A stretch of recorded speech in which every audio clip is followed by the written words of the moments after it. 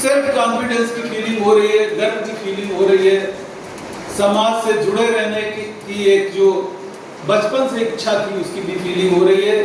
इस सभी के लिए आप सभी को बहुत बहुत धन्यवाद और साधुवाद।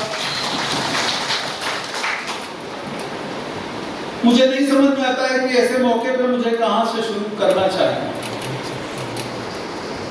लेकिन मैं ये जरूर कहूंगा कि एक वो बच्चा जिसके पिता अंगूठा टेक हों, एक वो माँ जिसको 10 तक गिनती ना आती हो सही से, एक वो गांव जिसमें प्राइमरी पाठशाला न हो, एक वो गांव जिसमें सड़क भी न हो, जो आजादी के बाद जब एक बच्चा पढ़ गया उसी ने 2 सड़कें उस गांव को दी हो, और एक वो स्कूल जो 1.5 किलोमीटर की दूरी पर हो, और एक वो नाला बीच में जो बहता हो जिसमें बरसात में जो बच्चा न जा पाए।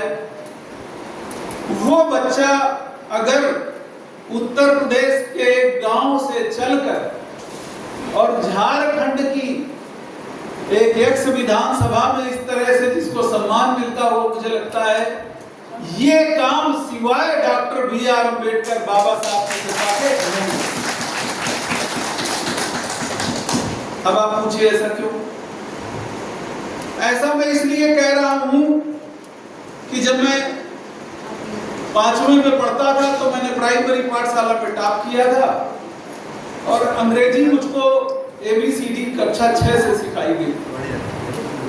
एक बार ये हुआ कि हमारी उस समय जो पुराने लोग हैं जानते हैं जीनिप से इंग्लिश लिखी जाती थी, तो हमारी लिखावट बहुत प्यारी हुआ करती थी। जूनियर स्कूल में जीनिप से कलम से लिखा जाता था।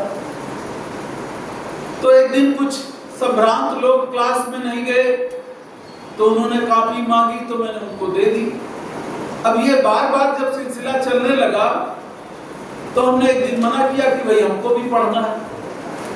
तो कुछ सो कॉल्ड अपर कास्ट के लड़कों ने हमको साइकिल पर, मैं अपने भाई के साथ वापस आ रहा था, मुझे साइकिल से उतार के और जाति सूचक शब्दों को लेकर और मेरी पिटाई की।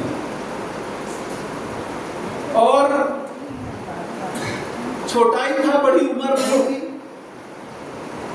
दबंग परिवार के थे, मेरे ग्रांडपा छोटे मोटे जिम्मेदार थे। ये बात घर में मैंने इसलिए नहीं बताई कि लठ चलने की बड़ी उम्मीद थी, और लठ चलता मैं अपने बचपन में अपने दरवाजे पर देख चुका था।